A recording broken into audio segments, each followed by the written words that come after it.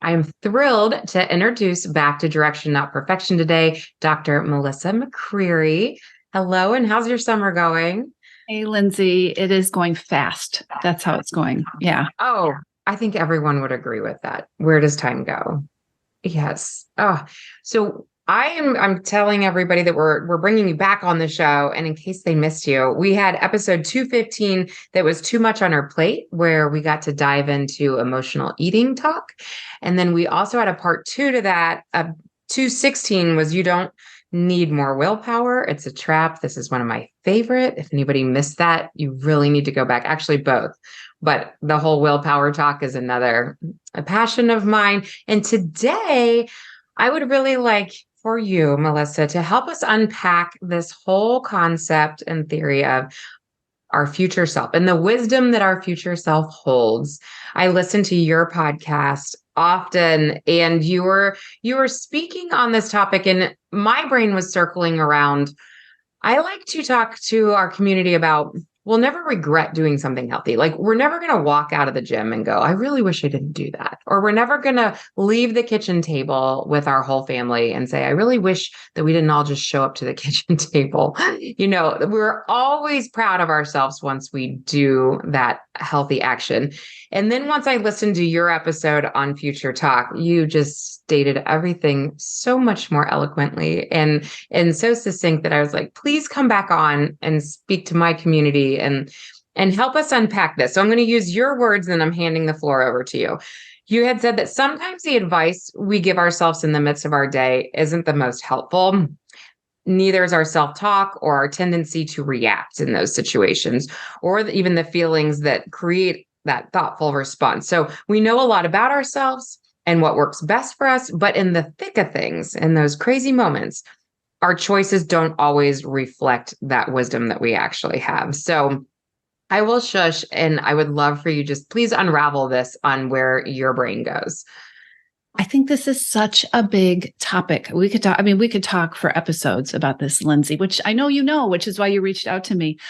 I think that one of the key words that you used is reacting, right? When we're busy, when we have a lot of stuff going on. Also, when we have, habits are reactions. They're pretty automatic. They're things we do without thinking. And reaction, when we're in reaction, when we're in that immediacy of the moment, especially if we're stressed and we're busy and we're thinking about things like, what do I want? Or what would feel good? Or what am I willing to do next? Oftentimes what we're looking at is such a small little section of time, right? Do I want to go for a run? Do I want to take the time to make that healthy lunch I committed to? Do I want to? When we think of that, so much of the time, what we're thinking of as what we want is this teeny tiny little spectrum of time. And what I teach my clients, and I'm actually going to be teaching it in I'm doing a workshop series next week, but one of the things that can be so powerful is when you do something I call widen the lens. Like, what do I want? That could be, what do I want in this second of my life? What do I want could be, what do I want for myself in the next hour? What do I want for myself that is going to come to fruition in the next year? What do I want for my future self? So in the moment, I want to eat that donut. Right? I want it. It looks really good. And it's got little colored sprinkles on it. And I want the donut. But if I can grow my perspective a half hour, what do I want for me a half hour from now? How will I feel this afternoon when my blood sugar drops? What do I want? How do I want to feel tonight when I get home? Sometimes things like the donut or the extra cup of coffee or sitting on my butt and not getting outside and not taking a break, they look completely different. Yeah. One of the topics that resonates with me with that, like I could see each listener going, the coffee comment resonates with me because I get sad when my cup of coffee is done. But to your point, I get anxious the second I overdo it. Then everything becomes like a panic, and I can tell it's caffeine related. So I kind of want our listeners to take those examples and go, where's my moment? Is it the food? Is it alcohol? Is it sleep that you should put yourself to bed earlier and you'll be proud of yourself in the morning, but we don't? which is that next piece of this. And I think you're going to go into it. But even when we know we'd be proud of ourselves, and in the moment, we're not making that smart decision. I think it's not just will I, what will make me feel good. My clients all laugh about my pancake story. I like pancakes. Right. Actually, when I go out to breakfast and I see them on the menu, I always think, oh, pancakes. Right. But what I have learned in my life is that I'm not a pancake eater, because if I eat pancakes, a couple hours later, if I eat pancakes, I'm going to be napping all afternoon, basically.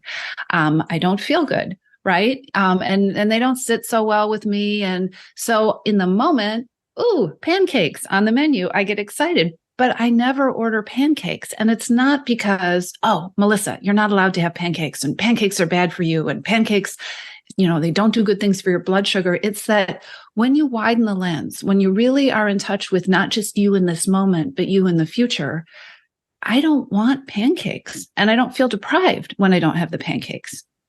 Am I saying that in a way that makes sense? Yes, it's helpful because isn't that our ultimate goal, is to take away the deprivational feelings? You're putting power back in the individual's hand. Like, you're doing it because you personally want to feel a certain way. It's not about the scale at that moment. Yeah. Yeah. Okay. It's I want to feel great this afternoon, not just for the next 30 seconds, when I make this choice. It's the same reason I love red wine. I love a great glass of red wine. But I will have one glass of red wine. Maybe sometimes I will have 2 glasses of red wine. I don't have 3 glasses of red wine, not because, oh, Melissa, you're not allowed to have it. It's because I know I don't want the headache. I don't want to wake up in the middle of the night. I don't want to feel yucky the next day, right? It's exactly like you said. It is empowering. I don't want it, which is so different from I shouldn't have it. Oh my goodness. And I have clients who give me a hard time about switching out words, because they're like, you're just switching words, but those words are powerful, right?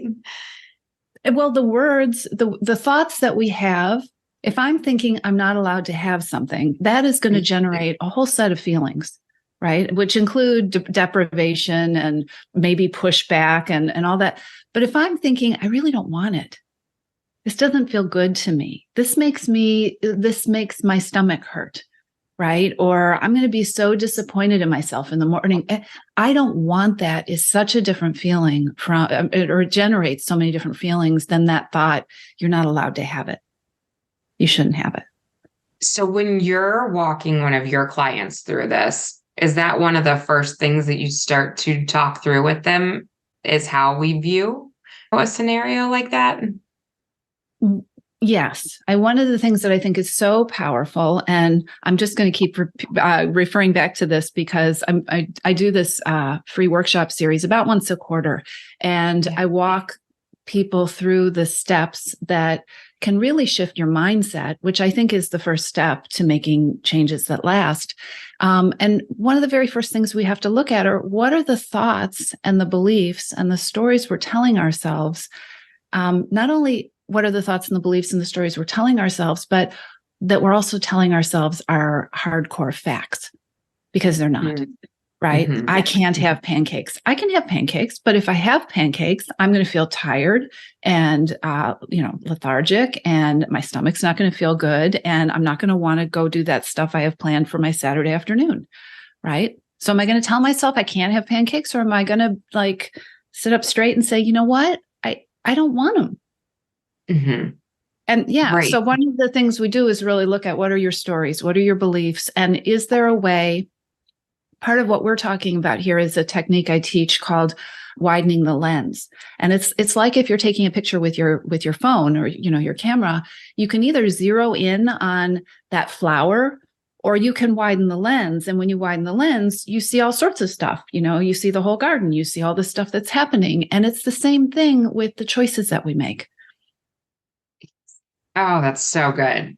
Yes, let that visual sink in, listeners. That's so good because there's happiness is what I'm hearing out of this too. Like you're providing yourself more joy, but when our lens is too narrow, all we see is the deprivation, but we forget there's like this good coming Yeah. when we can look outside.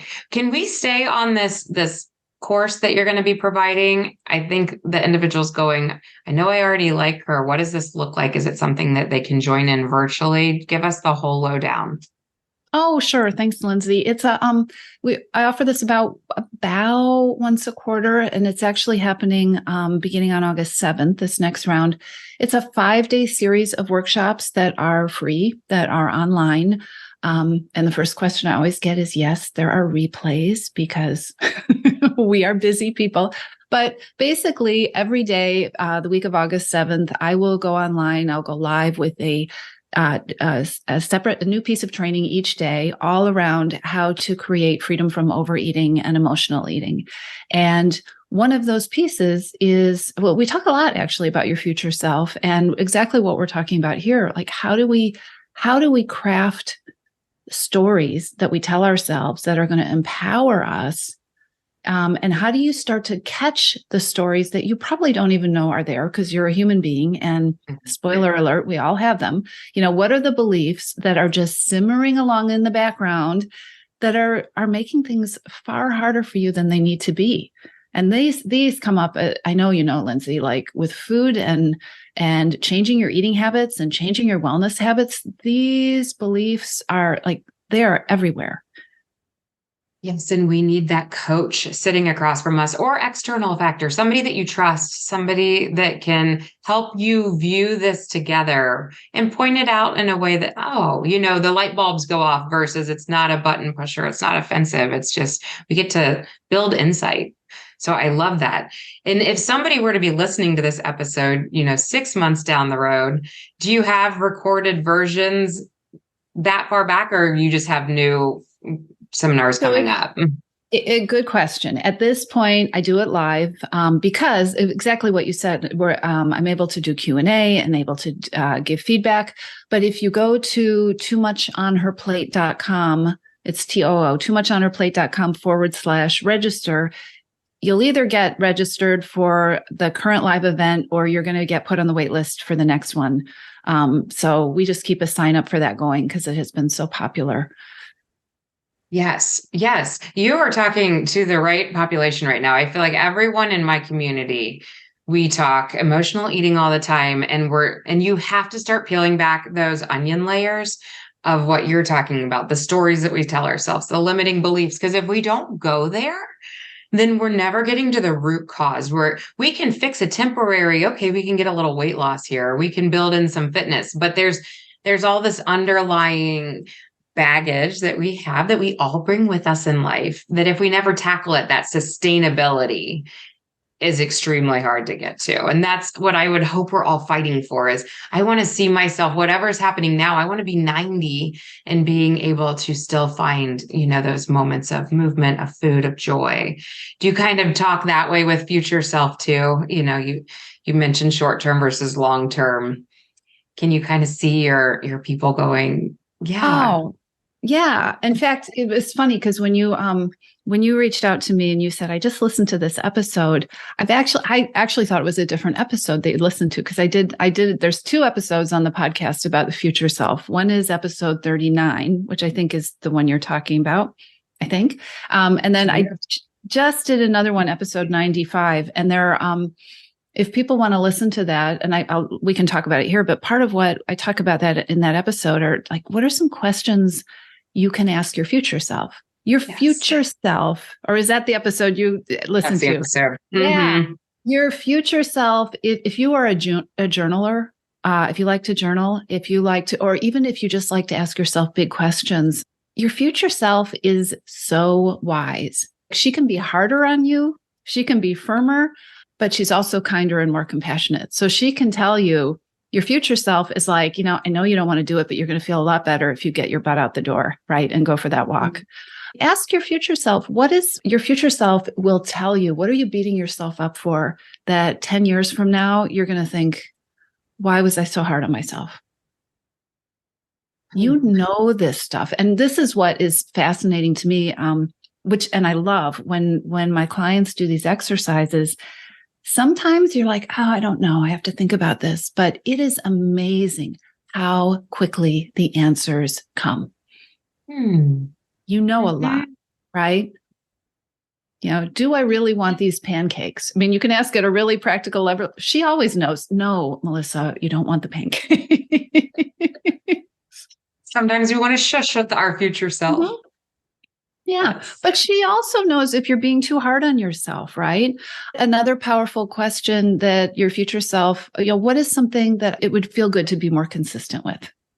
What is something? She'll tell you the truth. You may not always like to hear it because in the moment, consistency is hard, right? Consistency, but when you know you want it, it's easier. So I have a question because this was interesting. I was talking with my mom. She was on a 3-hour car ride with me home today, and I was telling her that you and I were jumping on to do this interview. And she was looking at future self a little differently. She was taking it as it is, like true future self versus I think you're talking about future self as, I'm not going to ask this right, but like this fictitious almost, like if we were able to float up out of our body and give ourselves advice, is more like future self that you're talking about versus our true, because if our true future self never changed, we wouldn't have the wisdom. Is that making sense? Except that it's impossible not to be changing. True. I think, unless I'm not understanding your question. Yeah, no, I think you are. It was just one of those moments where she's like, if we never, I mean, yes, we'd be changing, but maybe never got it together, that our future self might still not have the right answers for us versus the way that I feel like you're describing it. Our future self is just our wise mind that we're able to disconnect from ourselves a little bit so that we can hear that wisdom. And maybe I'm saying the same thing. I think it can be both. I mean, I think that I can look ahead and, ask myself, where do I want to be?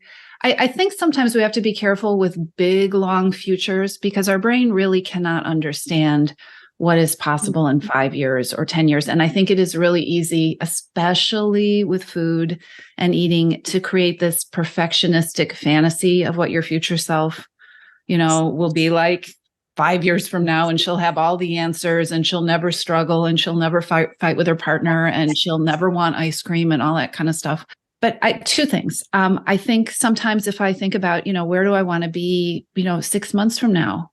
And what will happen if I could do this thing that I'm telling myself isn't enough, but if I could do it consistently for the next 6 months, how would that start to add up? Or do I want to be starting over again? I mean, that's one of the things I've been talking about with my clients. It's July, and a lot of people are thinking, oh, I got to wait till after summer. Okay, we could wait. Or where would you like to be in September?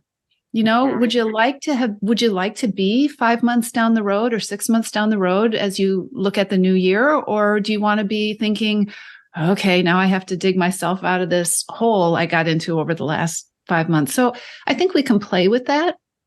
Yes. The second, I think, power tool that I do think we misuse our future self. I think we create a lot of perfectionism around who she's going to be. And a lot of that is, I mean, if people are listening, if your goal has anything to do with weight loss, be honest with yourself. Do you have a line that you tell yourself that's like, when I reach my goal weight, I will? And do you finish that sentence with something that has absolutely nothing to do with a number on the scale? When I reach my goal weight, I will be confident dating again. When I reach my goal weight, I will, we attach all this baggage. One of the kind of sneaky ways I like to help my clients use their future self is to take something that you are struggling with. Like, I had a really stressful day and I didn't have time to eat lunch and I came home and I was really cranky and I wanted to eat everything in sight, right? And then think about your future self. And you can do that idealizing thing that you were talking about. Like, let's say it's your future self that she's reached her goal, right? What does she do in that moment? Don't create a future self that never has difficult moments, but we can play with it, and it's kind of a fantasy, but we can ask ourselves, so how does she handle it when she's crabby and she's snapping at her husband and she doesn't have anything good to eat in the house? And what does she do? Don't say my future self will never snap at her husband and she will never be cranky and she will always have cut up vegetables in her refrigerator, because that's a lie, right? But what does she do on a bad day? How does she take care of herself?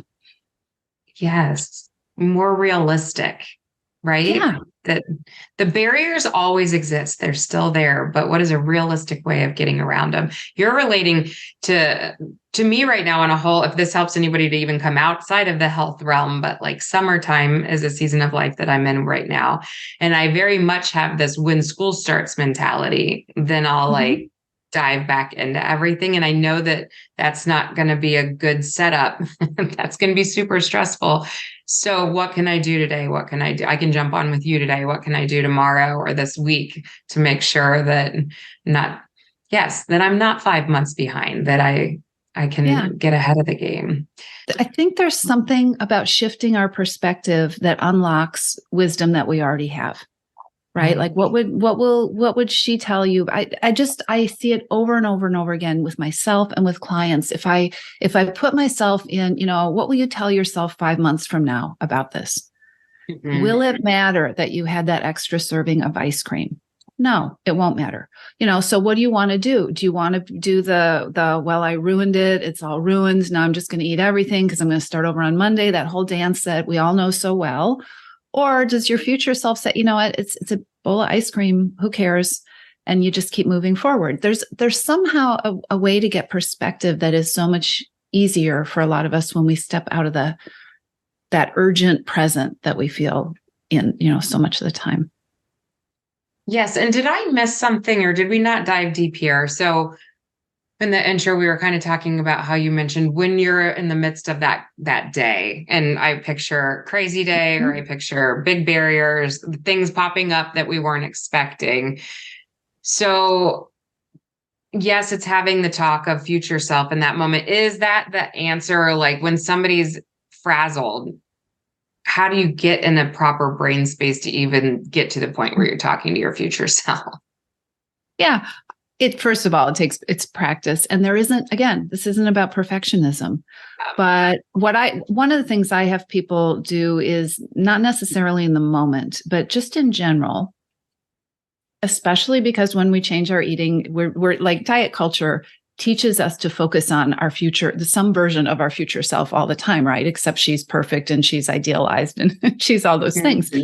But so what we do in my programs, we focus on, so let's just play with her.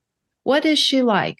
What is your future self like? And what does she do on a bad day? And what does she do when she's cranky? And what does she do when she gets too hungry and then she eats everything in the pantry and then she's mad at herself? And not because you're instantly going to get an answer. Sometimes you will, but just to start to think about thinking about that. Like, okay, so how do I want to handle these situations? My future, it's easier to think about my future self. And usually it isn't, I then want to eat, everything in sight for the next 10 days and beat myself up and be furious with myself and wait till a good time to start over and then throw out all the food and then be mad because I gained 5 pounds. That's usually not what we see. It's often what we do, right? Yes. So like starting to think about, okay, what does it really look like? Because the next step is, how can I be her, right? I am my future self. I am her. In the Missing Piece program, which is my 6-month program, one piece of this we call her my unstoppable self. How do I kind of bridge the gap between me and my unstoppable self? It's not by being perfect. It's actually by figuring out how do you deal with the imperfect moments in a way that, like you said, feel powerful, help you feel like your best, help you kind of get back to where you want to be. It's not the kind of thinking that diet culture has taught us to do. No. And again, that word sustainable comes to my mind when we do the direction, not perfection, when we're not perfect, when we that we can live in that we can accept it and thrive in it, even though it's not perfect. We're always moving the needle forward. We're always getting to a better spot versus the going hard and then stopping, going hard and stopping. And I think that's where you and I both get to help walk individuals through that. But man, it's not a quick fix. And that's the problem that we're up against with diet culture, is the promise of quick fix. And we have a promise of change, but change takes time, true change. Yeah. It's a settle in process. If you can take away the idea that there's something wrong with you, that you can't get it perfect. And that's why I love, the title of your podcast and what you do, your mission. Because if we can take some of that pressure off, your future self knows that things aren't perfect and that life isn't perfect and you aren't perfect. She really does. I mean, I truly believe that. I don't think that's an idealized version. I think when she, when you and she are really being honest with each other, she knows it. And when you can take the pressure up, you don't have to get it perfect. You can eat too much ice cream. You can, make a decision you don't feel great about. You can just keep going, and you can kind of keep figuring things out as you go along. Like you said, it can be so much more fun and light and joyful. Yes. Yes. And I'm just going to bring this back up. You already said it, but I wrote it down because I really like this. Just that the future self is less reactive, firmer, which is interesting, and more compassionate. Yeah. Both. The firmer piece is the accountability piece, that we're more likely to hold ourselves accountable. Do it. You'll appreciate it. But then the compassionate piece, and I think that I can see compassionate piece more when I view how I would react to somebody else, and if that helps individuals to start there, that we never expect somebody else to be perfect. We're so fast to give that grace and that permission. And yet we can turn around to ourselves and not do it. So I just think that those words really resonated with me. We're less reactive, we're firmer, we're compassionate, all the things that isn't that nice. Don't we want to be that way, There's so much more space when you are in the future looking back. What would your future self, what is your future self tomorrow think of this situation? Or what is your future self from next month think about this situation? It allows us to get past that, like this just one moment in time, right? I blew it. It's ruined. I made that bad choice. I'm so mad at myself, and bad choice. I'm using all these judgmental words that we use in our head, right? But when you put some distance between it, like a month from now, how are you going to feel about this? It is so much easier to say, come on, you're being too hard on yourself. That was one moment, because there are all these other moments, right? And it allows our brain to start to think about the situation differently. Part of reaction, when we're in reaction mode in the present, is that we're just boom, boom, boom, right? We're not even processing. Where something is in front of us and we are reacting to it. And so there isn't any room for thought or introspection or perspective. And so even saying okay, wait a minute. I don't want to go for a run. I hate I want to sit here. I want to read my book, or I want to turn on the TV, or, okay, wait a minute. If you go out there 15 minutes from now, how will you feel? Even 15 minutes, it pulls you out of reaction mode, right? Yes. No, that's so good. You use these words too, shifting of perspective. And I had heard this once, that shifting our perspective is one of the most underutilized tools that we go towards when we're trying to think about change in general, that we forget to shift our perspective. Do you talk about that a lot? Yeah. Laughable. Yeah. Yes. I mean, if you come to the workshop series next week, one of the things we will probably do on the very first day is kind of take inventory of how people feel when they are thinking about changing their eating. Like, how do you feel? And what is the posture of that? And usually people, they crunch over and this is going to be hard. And I don't know if I can do it. And will this be any different? And what we'll do is build, okay, let's take your power back. Because think about how hard it is to create change, especially with something that is lifelong. Your relationship with food is forever, when you are just feeling so defeated before you even start. And We don't even realize it until we, again, get some perspective on, is this a thought? Is it a belief? Is it a fact?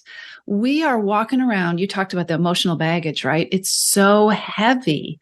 And there is, you just cannot overemphasize how much harder that makes things. And one thing I love about working in my group program and with my clients is that you can hear it and you can see it when people start to get their power back, right? Yes. Yeah. And talk about an amazing win. You know, when I hear individuals frustrated with not seeing success on the scale, but you can see their change in them, or you can hear their confidence coming back, like, this is what we're talking about. This is what we're fighting for. And it's so much greater than what the scale could ever provide for us. Yeah. Yes. And when changes start happening with eating, also when you make them from that place of I call it being the CEO of your relationship with food. It's CEO energy. It is energy that women use in so many other areas of their life and have never really been taught. You get to be the boss here too. And when you start making decisions from this place of being the boss, just like I don't miss, pancakes when I choose not to eat them because I choose. I'm not told I can't have I choose. I don't want the pancakes. I don't want the extra cup of coffee. I don't want the extra glass of wine. It feels good. And then the results that come, they feel good and they feel easy because it wasn't this strict set of rules that you're working really hard. We talked about willpower in that other episode, right? Like, I'm going to be strong and I'm going to do this tough thing. No, you're making choices that feel good and you know why you're making them. And I like to say, I think that I work with women who hard things are not a problem. We do hard things all day long. It's hard things that we resent doing or hard things that we feel like it wasn't our choice that we have to do them. Those things do not feel good. But doing making a difficult choice or even a not, I like pancakes, but I choose not to eat them because I know why, right? Mm-hmm. We do hard things in our sleep. It's doing the hard things that we resent that's really hard. Yeah, that's such a good point. Such a good point. And if we could really, again, just take the ownership back and realize that we have power. We do have power. That was another conversation that came up today. It's just like, if we focus more on what we have control over, we have control over drinking our water. We have control over our movement. Mm-hmm. Like, we actually have a lot more control over the things we can be doing daily than the accidental barriers that come at us. But it's shifting the focus again. So I want to start wrapping up a little bit on, let's just summarize again that shifting perspective is very important. The questions, can you just repeat some of those journaling questions that would be good for individuals to walk themselves through? Oh, yeah. What could I let go of? What am I tolerating that I don't need to? Where am I being impatient with myself where I could give myself more grace? Where am I expecting perfection when that really is impossible or unrealistic, right? What's working? We never ask ourselves what's working. Right? Our brain just skips over that. What's working? What would I like to do more of? What do I want to say no to? We could do a whole episode of just prompts, but give yourself permission to ask yourself the big questions.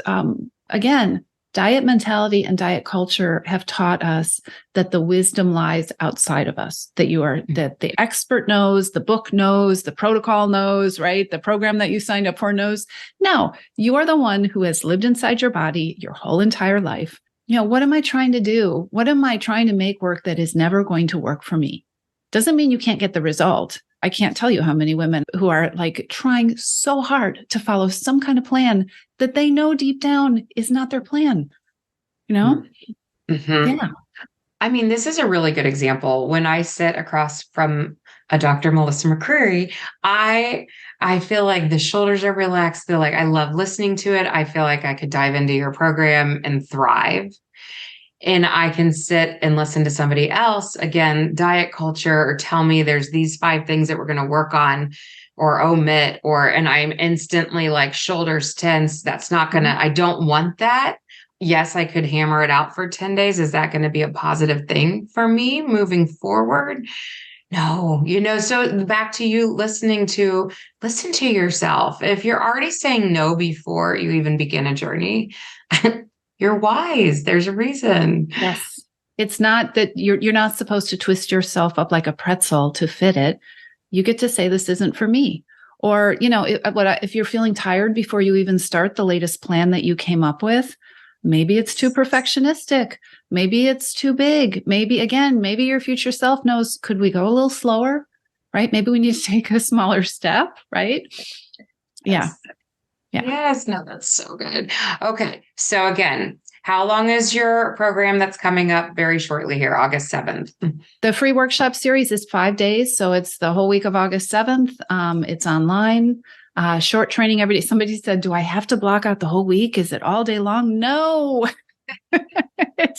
it's a short training every day. And then the key thing is it's a short training and an action step. So you have homework every day because it's really about playing with these ideas and starting to see what they feel like.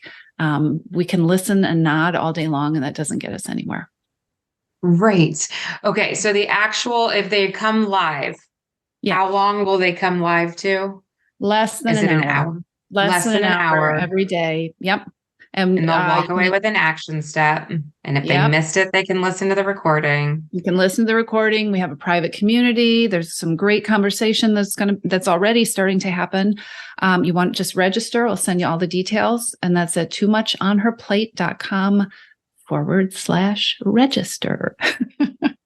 And I'm telling you, just as I'm listening, so I have a membership, and the start of every month, and since today's still only August or July 31st, it's next Monday, which anyways, we start the month with these accountability weeks where we want to reset every month and like freshen up on, what do I want to focus on? Where's my focus need to be? What's going to be healthy for me? And you're falling right into our accountability week, which I'm super excited about because that is going to pair so nicely if anyone's interested. And I'm saying this out loud on purpose because I think a lot of people forget that you can pair your professionals. If someone's listening going, I already have a therapist, pull in, it doesn't matter. Like Fantastic. You can pair. Yeah. Yes. Or I already have a coach. Great. Use both. Now you can use your other coach to hold you accountability to showing up to your week-long, seminar. I keep calling it a seminar. It's not a workshop. So I don't know. I just forever want people to know that you cannot have too many resources fighting for you or speaking over you so that you're getting this nice flood of information that is positive, motivating, sustainable. So that when we catch those moments where we hit the diet culture, we hit the quick fixes, we have somebody immediately speaking over us going, that's actually not what you want. That's actually not what works for you. And I've got 3-5 other professionals who I trust that are telling me differently. So just thank you for having something like that out in the world. That really, I would throw clients your way in a hot minute, all day, every day.